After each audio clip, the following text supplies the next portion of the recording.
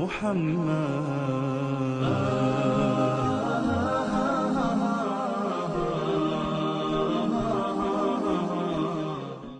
الله الرحمن الرحيم. قال رسول الله صلى الله عليه وسلم: أحب الأعمال إلى الله بعد الفرائض إدخال السرور على المسلم.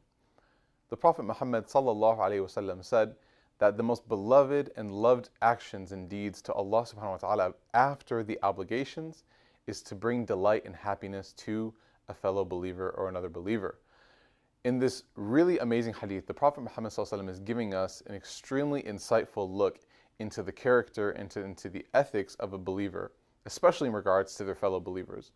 You know, when we talk about Islam, we talk about this religion, this faith, and our relationship with Allah subhanahu wa ta'ala, especially when we're teaching young people or teaching new converts, we focus a lot of our attention on the obligations or the obligatory deeds. And it's rightfully so. These are the deeds that Allah subhanahu wa ta'ala has made no sort of gray area.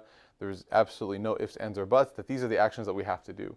And a lot of Muslims, we know them, but they're prayer, they're fasting, there's charity, zakat, to make hajj, right? And obviously to live your life under the shahada, to believe in Allah subhanahu wa ta'ala and the last day and all these different kind of arkan al-iman, the pillars of iman. These are things that there's no ifs, ands, or buts, that a believer has to follow them. But one thing that sometimes gets lost in the education, or something that gets lost in the sort of translation, right, or the transition from to practicing, to becoming a more practicing person, is the concept, the feel, right? We turn Islam into a math or a science, and we lose the art of Islam. And part of the art of Islam, the Prophet ﷺ is giving us here in this hadith, is making other people happy, especially other believers happy. The Prophet ﷺ said very, very bluntly, he said that the most beloved things to Allah subhanahu wa ta'ala after the fara'id, now picture this, there's a hadith, a Qudsi, where Allah subhanahu wa ta'ala says that my servants don't come near to me with anything else besides the things that are obligatory. That there's nothing else that can bring us closer to Allah subhanahu wa ta'ala than those that are obligatory, those things. Now combine that with this hadith. So the obligations are extremely high. The priority is extremely high. And the Prophet ﷺ is saying that there is nothing more beloved to Allah subhanahu wa ta'ala, right? Or the most beloved thing to Allah subhanahu wa ta'ala after this obligation, which is so high and so, lifted up in priority, is to simply make your fellow believer happy and to bring happiness into their lives.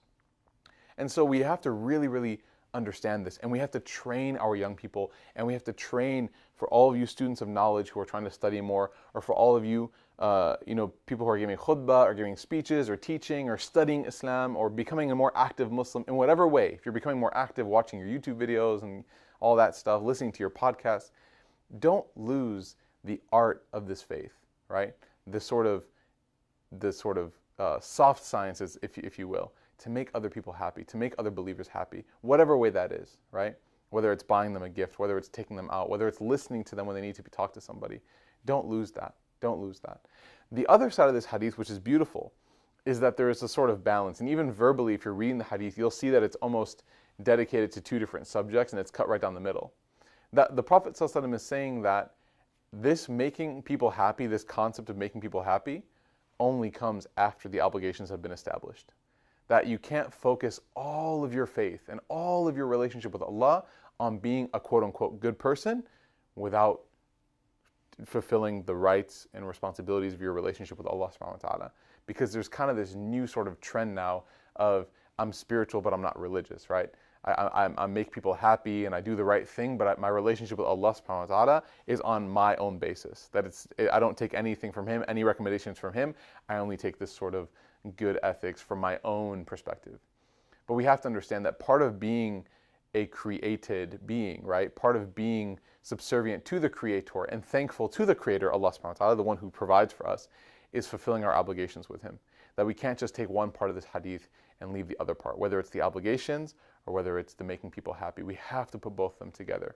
And you find this so much in the life of the Prophet ﷺ. So much you find this, that the Prophet ﷺ was so concerned that he would stay up and pray till his feet would crack, that he would sweat standing, that he would become so tired, he would give up his sleep, he would fast, he would spend time alone from people, even though he enjoyed being with people, just to fulfill his obligation with Allah subhanahu wa ta'ala. And then you find, on the other hand, that he would sacrifice sometimes what we would think would be precious time to worship Allah subhanahu wa ta'ala. A precious time, for example, the instance where he was making i'tikaf in the masjid. I mean, like, you're talking about the last 10 nights of Ramadan, the last 10 nights of Ramadan, the most blessed nights of the entire year. And where do we find the Prophet ﷺ? We find him spending time with his wife at the door of the masjid, having a great conversation with one of his beloved wives. So the Prophet ﷺ sometimes would always make an effort to fulfill his obligations, but would sometimes pull aside a little bit just to make people happy. And so we have to find that balance. And if you want to find what that balance looks like, we cannot neglect the seerah, the life of the Prophet ﷺ, the biography of the Prophet Muhammad ﷺ, because he gives us the perfect example. So remember, the most beloved of deeds to Allah subhanahu wa ta'ala after the obligations or the obligatory deeds is to make people happy. Go out, inshallah, tomorrow and make someone happy, especially if they're a fellow believer, especially if they're close to you like a friend or family. Make them happy and fulfill this hadith. We ask Allah subhanahu wa ta'ala to accept everything that's been said and heard. Jazakumullah khairan wa assalamu alaikum wa rahmatullah.